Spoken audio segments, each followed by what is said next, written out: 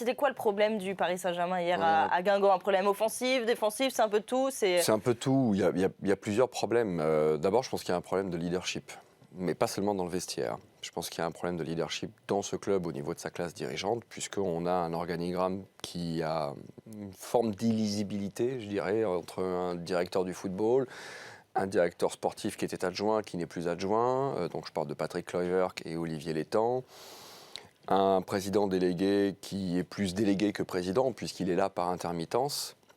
Donc je pense que ça contribue aussi à ce qu'il y ait une faillite de leadership qui se répercute dans le vestiaire. Et là, au niveau du vestiaire, je ne sais pas si on a tort de parler des absents, mais le départ de Zlatan Ibrahimovic n'a pas laissé un vide, mais un gouffre au niveau de ce leadership qui est nécessaire dans une équipe.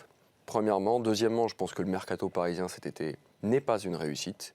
Il faut parler en toute objectivité. Et dernier point, on voyait les adversaires sur les 2 dernières saisons quasiment, pour certains d'entre eux, renoncer avant même que le match commence. Et là, on a vraiment beaucoup de ces 19 adversaires du PSG en Ligue 1 qui sont décomplexés.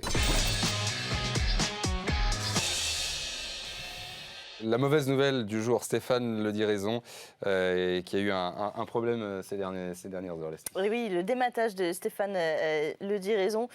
Déjà, donnez-nous les dernières informations qu'on a. Est-ce que le skipper va bien? Déjà, c'est la première question qu'on se pose. Alors, il a dématé. Le mât s'est écroulé hier en fin de journée, vers 18h30. Tout est parti par-dessus bord. Il a réussi à libérer le gréement. Et maintenant, il va attendre que ça se calme un petit peu pour installer un gréement de fortune. Il va pouvoir utiliser sa baume, qui est le tube qui est en bas de la grand voile, le mettre debout et mettre le tourmentin dessus.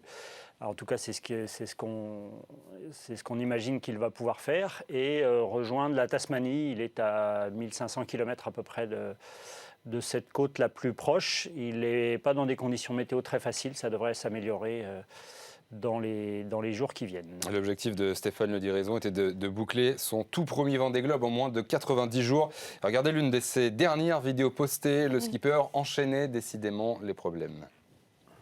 Voilà, c'est la méga tuile. Je suis dégoûté, en fait, je viens de me rendre compte tout à l'heure.